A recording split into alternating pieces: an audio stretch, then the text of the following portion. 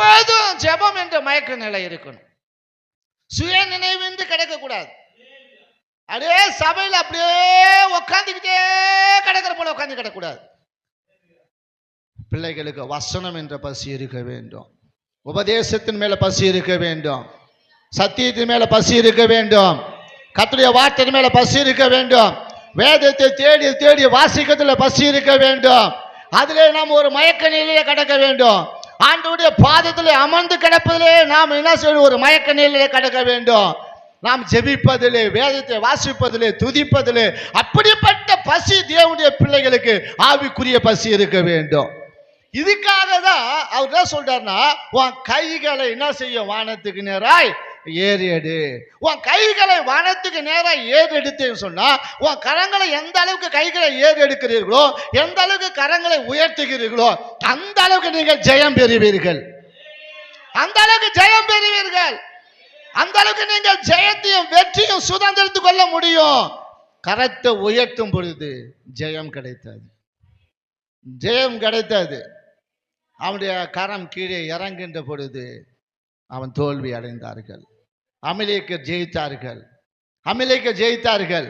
மோசேயுடைய கரம் கீழே இறங்கும் பொழுது யாருடைய ஜெயம் யாருக்கு போய் கொண்டிருக்கும்? அமலேக்கருக்கு போய் கொண்டிருக்கும். மோசேயுடைய கரம் மேலே உயரும் பொழுது யோசுவா ஜெயம் பெறுவான். அப்ப கர்த்தருடைய பிள்ளைங்க எப்பொழுதும் தம் பிள்ளைகளுக்காக, தம் குடும்பங்களுக்காக, நம்முடைய ஆசீர்வாதங்களுக்காக, நம்முடைய ஆவிக்குரிய வாழ்க்கையில முன்னேறி செல்வதற்கு நாம் கரங்களை உயர்த்த வேண்டும். அதுதான் அவர் சொல்லுகிறார், மூச்சித்து கிடக்கிற உன் குழந்தைகளின் பிராணனுக்காக, உயிருக்காக உன் கைகளை அவருக்கு நேராக ஏறிடுங்க. அவருக்கு நேராக ஏறெடுக்கும் போது உன் பிள்ளைகளை அவர் பாதுகாப்பார். உன் பிள்ளைகளுடைய பசியை ஆற்றுவார். உன் பிள்ளைகளுடைய மயக்க நிலையை மாற்றுவார். ஒரு சுய நினைவின்றி கிடக்கிற, ஆவிக்குரிய நிலையில சுய நினைவின்றி கிடக்கிற பிள்ளைகளை ஆவிக்குரிய வாழ்க்கையிலே கர்த்தர் அவர் என்ன செய்வார்? நித்தம் நடத்துவார். எபேசியர் 5வது அதிகாரத்தில் 14வது வசனத்தை வாசிக்கும் பொழுது, எபேசியர் 5:14 இன்னைக்கு ஏன் அந்த கையை உயர்த்த முடியாத, ராஜாமத்திலே முதல் சாமத்திலே எழுந்து சத்தமிட்டு கர்த்தருடைய சமூகத்திலே இருதயத்தை தண்ணீர் போல ஊற்ற முடியாத நிலை என்ன? தன் பிள்ளைகளை பாதுகாக்க முடியாத நிலை என்ன? தன் பிள்ளைகளுக்காக அழுகூட முடியாத நிலை என்ன? அவர்களும் தூங்குவது, நாமளும் தூங்குவது.